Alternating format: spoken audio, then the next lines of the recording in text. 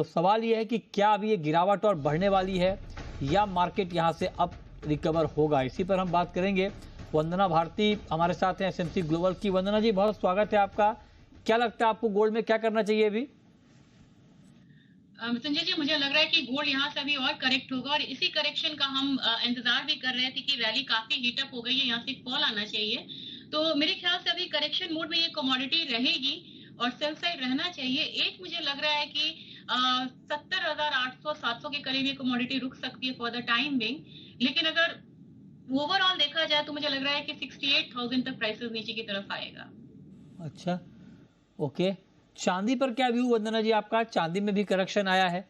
चांदी में मौजूदा भाव पर क्या ट्रेड आप देख रही हैं, क्या करना चाहिए? मुझे लग रहा है कि चांदी में भी यहाँ पे सेल साइड जो है वो डीप हो सकता है अभी, और 80,000 का एक साइकोलॉजिकल लेवल था वो यहाँ ब्रीच हुआ है। 79,500 के करीब यहाँ पे सेलिंग लेना चाहिए कॉल। 79,100 का टारगेट होगा। स्टॉप लॉस लगाना चाहिए 79,700 का। गोल्ड में भी मुझे लग रहा है कि अगर आज के लिए भी अगर लेते हैं तो 71,300 के करीब सेलिंग करना चाहिए। 71,000 का टारगेट होगा। स्टॉप लॉस यहाँ पे लगाना चाहिए 71,450 का। अच्छा, ठीक है। अब आते हैं क्रूड पे। और क्रूड में भी पिछले दिनों गिरावट आई है। आज हालांकि मार्केट बिल्कुल रेंज में ट्रेड कर रहा है। कच्चे तेल में ताज़ा भाव पर क्या ट्रेड आप देख रही हैं? नितिन जी, फॉल में मुझे एक पॉज लग रहा है और मुझे लग रहा है कि यहाँ से हल्की बाइंग आ सकती है क्रूड ऑयल में। और डॉलर इंडेक्स में भी तेजी थी लेकिन बहुत ज्यादा फॉल यहाँ पे आया नहीं है। तो 6840 के करीब यहाँ पे एक बाइंग रिकमेंडेशन ही रहेगी मेरी तरफ से। 6900 का टारगेट होगा। स्टॉप लॉस यहाँ पे लगाना होगा 6815 का। और मुझे लग रहा है कि अगर थोड़ा सा शॉर्ट टर्म जाए तो 6920-40 तक भी प्राइसेस ऊपर की तरफ एक बार आ सकता है। ओके। और नेचुरल गैस में कोई ट्रेड? जी, नेचुरल गैस पे एक अपसाइड मूव लेना शुरू करा है। हालांकि दोनों कॉन्ट्रैक्ट के बीच का गैप यहाँ पे ज्यादा हो गया। कल 20 था, 24 हो गया है। रोल ओवर में प्रॉब्लम है। लेकिन मुझे लग रहा है कि ये जो कॉन्ट्रैक्ट है 150 के करीब अगर बाइंग करते हैं 160 का टारगेट रखना चाहिए। स्टॉप लॉस यहाँ पे लगाना चाहिए 145 का। धीरे धीरे प्राइसेस जो है वो ऊपर की तरफ मूव होगा। और नेक्स्ट मंथ में भी मुझे लग रहा है कि 5 से 6 रुपए तक की जो तेजी है वो मिड कॉन्ट्रैक्ट में भी देखने को मिलेगा। ओके, ठीक है। तो ये राय आपकी हो गई। इस पर आप नज़र रखिए नेचुरल गैस पर। मेटल में कोई कॉल आपके पास वंदना जी, जहां पर आपको लगता हो कि हाँ ट्रेड लेना ठीक रहेगा बेस मेटल्स में? जी मृत्युंजय जी, प्रॉफिट बुकिंग काफी हम लोगों ने स्ट्रॉन्ग आता हुआ देखा है। कॉपर में 11 रुपए से ज्यादा ये कमोडिटी आज के दिन में टूट गई है। लेकिन एक करेक्शन अभी यहाँ पे ड्यू है 837 के करीब। यहाँ पे कॉपर को सेल कर सकते हैं। 830 का टारगेट रखना होगा। स्टॉप लॉस लगाना होगा 840 का। दूसरी कमोडिटी यहाँ पे एल्यूमिनियम है। एल्यूमिनियम में भी हम लोगों ने एक स्ट्रॉन्ग अपसाइड आता हुआ देखा था रशिया के न्यूज के बाद, बैन के बाद। तो 239 के करीब यहाँ पे सेलिंग रिकमेंडेशन रहेगी एल्यूमिनियम में 236 के टारगेट के लिए। स्टॉप लॉस लगाना होगा करीब करीब यहाँ पे 241 का। ओके, ठीक है। तो ये राय आपकी हो गई एल्युमिनियम पे। इस पर आप नजर रखिए। करीब करीब 0.25% नीचे है इस वक्त एमसीएक्स पे एल्युमिनियम का भाव। 240 के नीचे ट्रेड हो रहा है। अब आते हैं एग्री मार्केट पर। एग्री मार्केट में आज के लिए वंदना जी, अगर मैं टर्मरिक पर आपसे पूछूं, बहुत ज़्यादा उठापटक का माहौल है। मतलब आप देखिए कि अभी 4.5% ऊपर है। कुछ देर पहले ये गिरावट कम हो गई थी। मतलब कमाल चल रहा है मार्केट में। क्या चल क्या रहा है टर्मरिक में, कुछ आपको समझ में आ रहा है? अभी काफी एक अपसाइड आया था, फिर करेक्शन आया और हर लेवल पे यहाँ पे टर्मरिक में एक लेवाली बन रही है। और मुझे लग रहा है कि ये मूव अभी कंटिन्यू रहेगा। और नेक्स्ट कॉन्ट्रैक्ट में भी एक गैप अप ओपनिंग देखने को मिला था। मेरे ख्याल से बाइंग में रहना चाहिए यहाँ पे मृत्युंजय जी। लेकिन 20,000 एक साइकोलॉजिकल लेवल होगा जहाँ पे थोड़ी देर के लिए थम सकता है टर्मरिक। तो फिलहाल तो बाइंग की सलाह रहेगी। करीब करीब 19,450 के करीब बाइंग करनी चाहिए। 19,800 का टारगेट होगा। स्टॉप लॉस लगाना होगा 19,300 का। और यहाँ के बाद मुझे लग रहा है कि वाइजली यहाँ पे बाय पोजीशन से निकलना होगा, क्योंकि लगातार अपर सर्किट में ये कमोडिटी ट्रेड कर रही है। अगर प्रॉफिट बुकिंग आता है तो एक दो लोअर सर्किट आता हुआ भी हम इजीली देख सकते हैं टर्मरिक में। ठीक है। तो ये राय आपकी हो गई टर्मरिक के ऊपर। और हमारे साथ एक और मेहमान जोड़ रहे हैं, धनंजय राजगोर, राजगोर स्पाइसेस के। धनंजय जी, वंदना जी, जीरे में कोई कॉल आपके पास जहां पर आपको लगता हो कि ट्रेड बनेगा? मैं भी एग्री कर रही हूँ यहाँ पे मृत्युंजय जी। मैंने कहा था कि 20,000 21,000 एक बहुत अच्छा कंसोलिडेशन लेवल होगा, सपोर्ट लेवल होगा इसके लिए। मे कॉन्ट्रैक्ट में मैं बाइंग की सलाह दूंगी। 22,150 के करीब बाइंग की सलाह रहेगी। 22,500 का टारगेट होगा, स्टॉप लॉस 22,000 का लगा के चलना होगा। मुझे भी लग रहा है यहाँ पे कि 23,500 तक पोजिशनली यहाँ पे जीरे को बाय करके चल सकते हैं।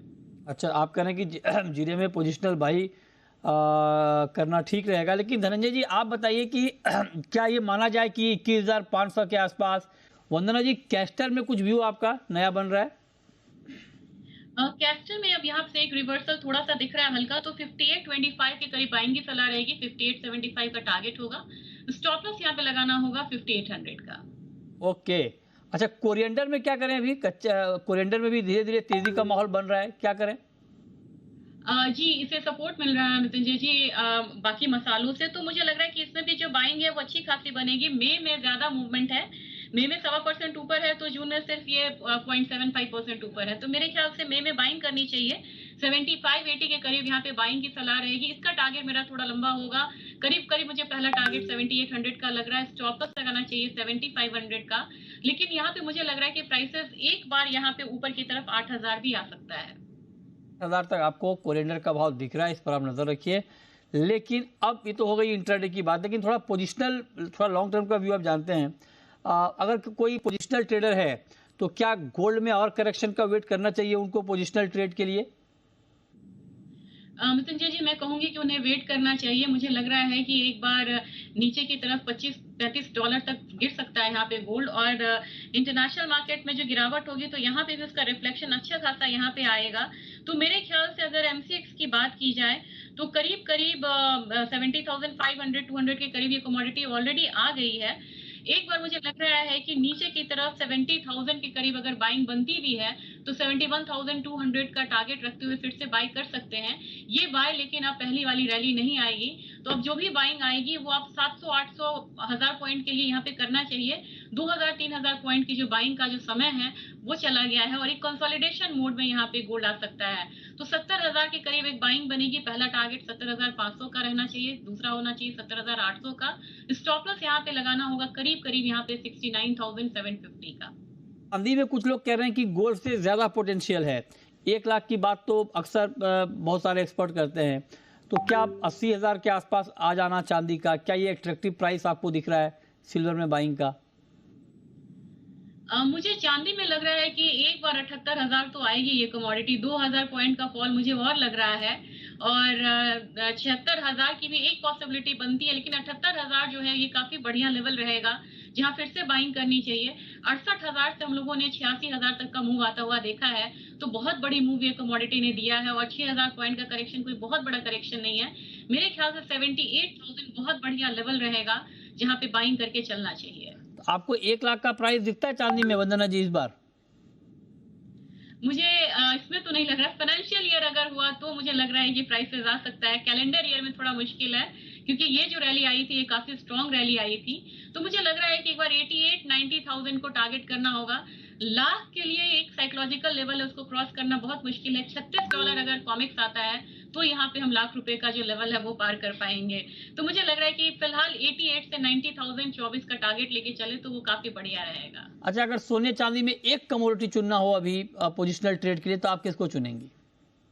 चांदी मुझे लग रहा है कि चांदी में अभी बहुत माहौल है तेजी का, फंडामेंटल्स भी है यहाँ पे गोल्ड के साथ साथ, तो मुझे लग रहा है कि चांदी में बाइंग करनी चाहिए। काफी बढ़िया करेक्शन दिया है, अगर 76,000 का लेवल मिल जाता है नीचे और तो काफी बढ़िया रहेगा।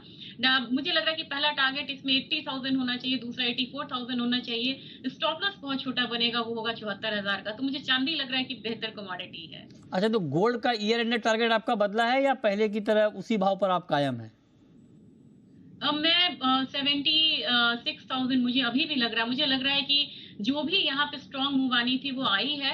1 सितंबर में रेट कट होगा तो वहां पे एक करेक्शन यहाँ पे आएगा, और करेक्शन आएगा यहाँ पे डॉलर इंडेक्स में, और एक रिएक्शन आएगा यहाँ पे गोल्ड में, जिसमें हम 76,000 से 78,000 तक का मूव आता हुआ देख सकते हैं। लेकिन 24 से मुझे ऐसा नहीं लग रहा है कि 80,000 या 81,000 के करीब गोल्ड जाएगा, तो मैं कंटिन्यू करना चाहूंगी 76,000 से 77,000 तक के मूव के लिए गोल्ड। ठीक है, ओके। चलिए, बहुत शुक्रिया आपका वंदना जी जुड़ने के लिए, बताने के लिए कहाँ पर ट्रेड के मौके बनेंगे। छोटा सा ब्रेक के बाद देखिए 4 बजे की तमाम